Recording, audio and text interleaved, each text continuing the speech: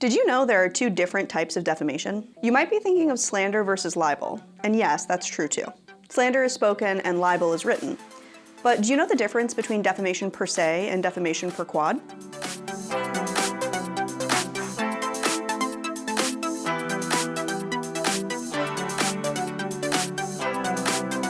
I'm Mackenzie Detrich, an attorney at Minc Law. You'll hear people say per se used like, I didn't do it for the money, per se.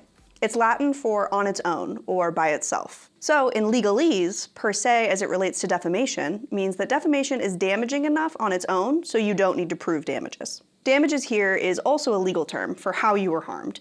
And there's lots of different kinds, ranging from your finances, opportunities, jobs, relationships, or mental health. In the legal system, the types of damages that occurred will determine what kind of award you'll get from the lawsuit. A lot of the time, it's money you'd collect from the person who defamed you. Defamation per se can vary from state to state, but statements that usually qualify as defamation per se can include accusations of criminal activity, statements that injure a person's business or professional reputation, sexual misconduct or loathsome disease that is a serious, contagious, or infectious disease. These types of statements wouldn't need evidence to explain their meaning or why they would be damaging. We can all understand why these accusations are hurtful.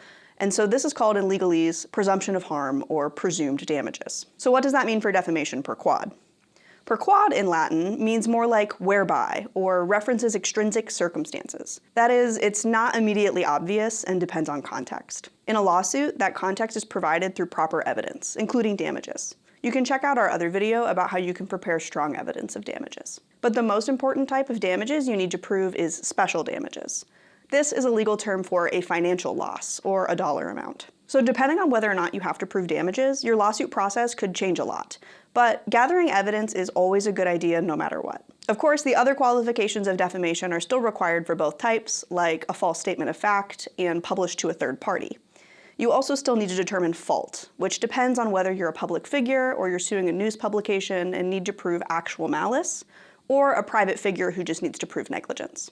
The defenses to defamation are going to be the same too, the common ones being truth, opinion, or privilege. If you think you're being defamed, I'd always recommend as an attorney that you immediately get screenshots and URLs of those statements and any information about the person who posted them. Evidence can help prove all of the elements of defamation are there to qualify for legal action. We may not need to prove damages, but if you collect evidence of damages anyway, this can only really strengthen your case. I'd rather have too much information than not enough. Plus, there may be differences in the law based on where you live, so I'd pay attention to your legal jurisdiction too.